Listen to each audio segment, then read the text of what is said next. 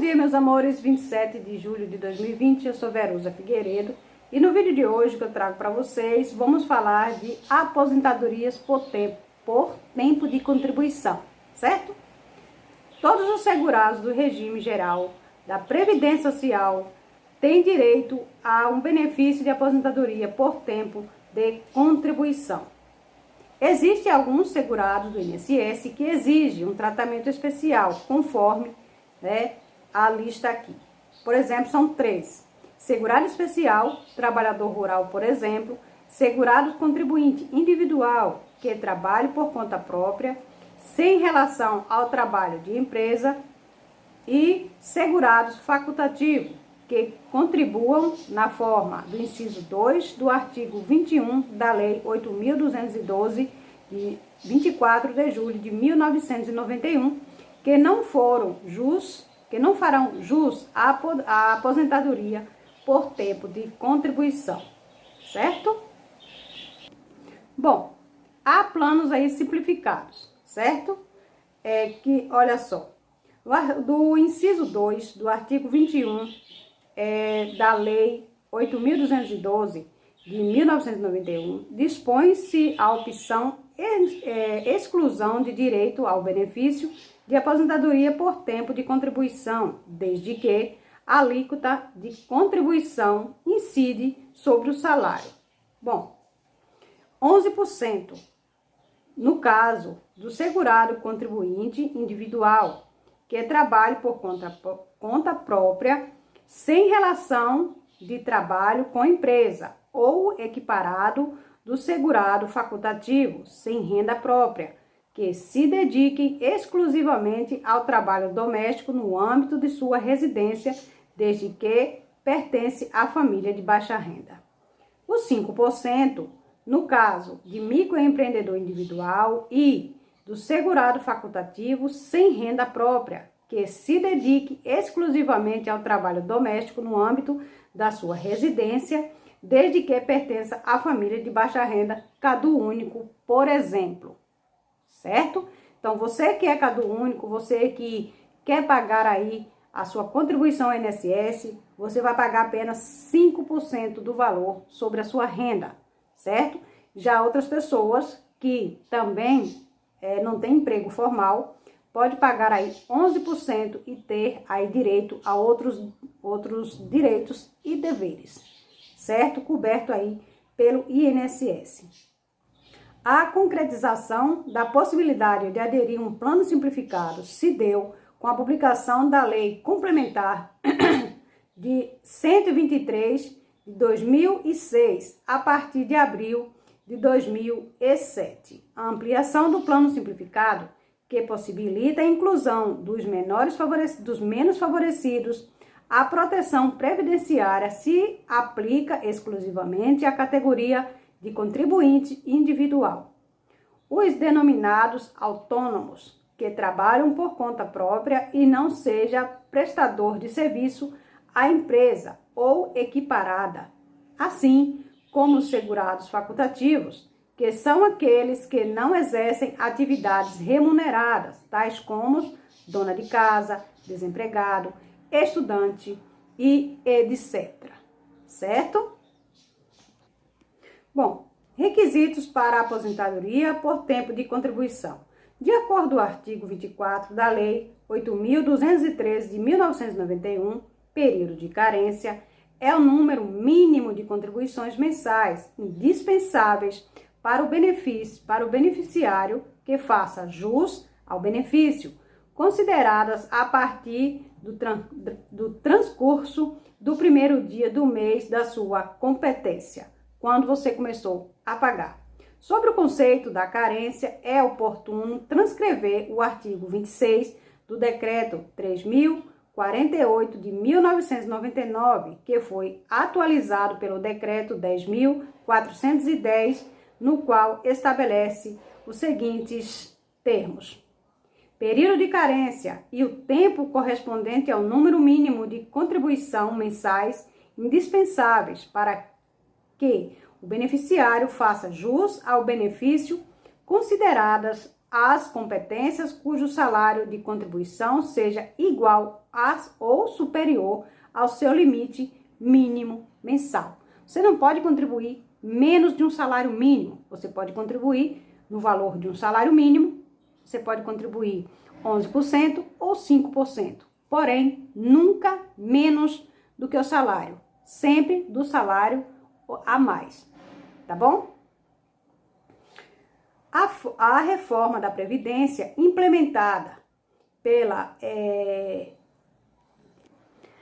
Emenda Constitucional 103/2019, que modificou este artigo 195, no inciso 14, da Constituição Federal, estabeleceu que, a partir do dia 13 de novembro de 2019, serão desconsideradas como tempo de contribuição as competências cujas contribuições sejam recolhidas abaixo do salário mínimo. Antes disso, você ainda poderia reverter essa situação. A partir de agora, isso não vale mais para reconhecimento do INSS como uma contribuição. Você tem que contribuir acima de um salário mínimo, que hoje é o salário vigente, de R$ 1.045.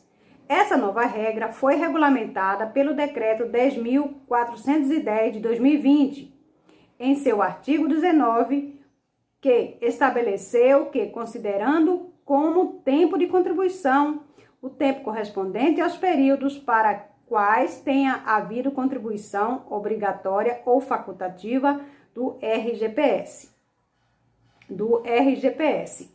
Nesse ponto, o inciso 2 do artigo 19 do Decreto 10.410/2020 determinou que as competências em que o salário contribuição mensal tenha sido igual ou superior ao limite do mínimo serão computadas integralmente como tempo de contribuição, independentemente da quantidade de dias trabalhados. É necessário esclarecer que a regra contida no atual artigo 19 do Decreto 10.410 de 2020 colocou o fim na dúvida sobre a possibilidade de considerar como carência a competência recolhida como montante abaixo do valor do mínimo estabelecido para recolhimento conforme a redação do positivo. No artigo 19, a partir do dia 13 de novembro de 2019, para fim de aquisição e manutenção da qualidade de segurado, de carência de tempo de contribuição e de cálculos do salário do benefício exigidos para o reconhecimento dos direitos ao beneficiário do RGPS para fins de contagem recíproca, somente serão consideradas as competências cujo salário de contribuição seja igual ou superior ao limite do salário mínimo mensal de contribuição do segurado, certo? Em regra, a carência para a concessão de aposentadoria por tempo de contribuição é de 180 meses, no total, 15 anos de contribuição. Todavia, para o segurado inscrito na Previdência Social Urbana até 24 de julho de 1991, bem como o trabalhador e o empregado rural cobertos pela Previdência Social Rural, a carência das aposentadorias por idade, por tempo de serviço especial, obedecerá à tabela contida no artigo 142 da Lei 8.213 de 1991, levando-se em conta o ano em que o segurado implementou todas as condições necessárias à obtenção do benefício, tá bom? Portanto, se o segurado homem preencheu 35 anos de contribuição para a Previdência Social no ano de 2006, a carência a ser considerada é de 150 contribuições mensais, não sendo necessário a comprovar a idade mínima. É indispensável registrar que, após a vigência da Lei 10.666 de 2003, no artigo 3, havendo a implementação de todos os requisitos para aposentadoria por tempo de contribuição, carência mais tempo mínimo de contribuições exigidos, Mesmo havendo perda da qualidade do segurado, não haverá prejuízo para a concessão de aposentadorias por tempo de contribuição, pois todos os anos de contribuição serão considerados para fins de tempo de contribuição e carência. Antes da vigência da Lei 10.666/2003, caso o segurado perdesse a qualidade de segurado após a filiação do RGPS, deveria recolher um terço da carência exigida para aposentadoria por tempo de contribuição. Neste caso, se a carência exigida fosse 180 meses, a contribuição mensal, o segurado deveria recolher 60 contribuições mensais para aproveitamento do tempo superior à carência no caso de aposentadoria por tempo de contribuição. Superando o significado da carência, o leitor pode estar se perguntando: e o início da contagem da comprovação da carência? Começa quando, então?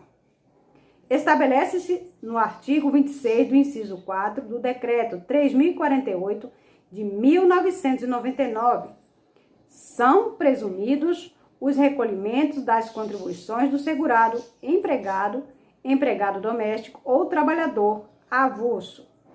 Quanto ao contribuinte individual que presta serviço ou uma ou mais empresa, presume-se recolhidas as contribuições previdenciárias a partir da competência de abril de 2003.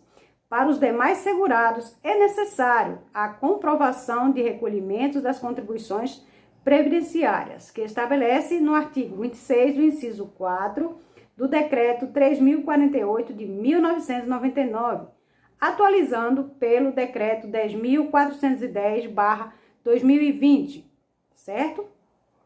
Que traz, para fins de carência, no caso de segurado empregado doméstico, considera-se presumido o recolhimento das contribuições dele descontado pelo empregador doméstico a partir da competência de julho de 2015, na forma prevista da lei do artigo 211.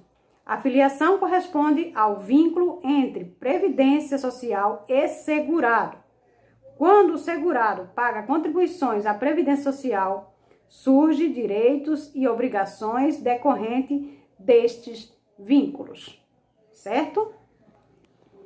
Bom, para os segurados contribuintes individual é facultativo, bem como segurados especial, que contribui facultativamente com 20% sobre o salário de contribuição, o início da contagem de carência se dará a partir da primeira contribuição previdenciária acolhida sem atraso no artigo 27 da Lei 8.213 de 1991, na hipótese do segurado ter recolhido contribuições em atraso antes o recolhimento da primeira contribuição. Sem atraso, essas contribuições anteriores, atrasadas no caso, não serão consideradas para fins de carência, mas apenas para fins de contagem de tempo de contribuição, tá certo? Todavia, recolhida paga dentro do prazo a primeira contribuição previdenciária, as contribuições posteriores, mesmo que recolhidas com atraso, serão computadas como carência. Por isso que você, às vezes, tem um INSS atrasado e você pensa que se você não pagar aquele atrasado, você não significa nada para você. Só que se você pagar aquele atrasado, você pode aumentar aí o seu tempo de carência, certo? No caso, o segurado especial rural não contribua com 20% sobre o salário de contribuição, o início da contagem da carência ocorrerá a partir do efetivo exercício da atividade rural, mediante a comprovação. Então, é isso. É muito importante para você que vai começar a pagar aí as suas parcelas de contribuição com o INSS, que você possa saber aí das condições que eram exigidas antes e que foi atualizada aí pelo decreto 10.410 410. 10.410/2020, que foi atualizada aí pelo INSS, esses direitos com contribuição para devidos fins aí de aposentadorias futuras, tá bom? Um beijo enorme, até o próximo vídeo, se Deus assim permitir. Tchau, tchau.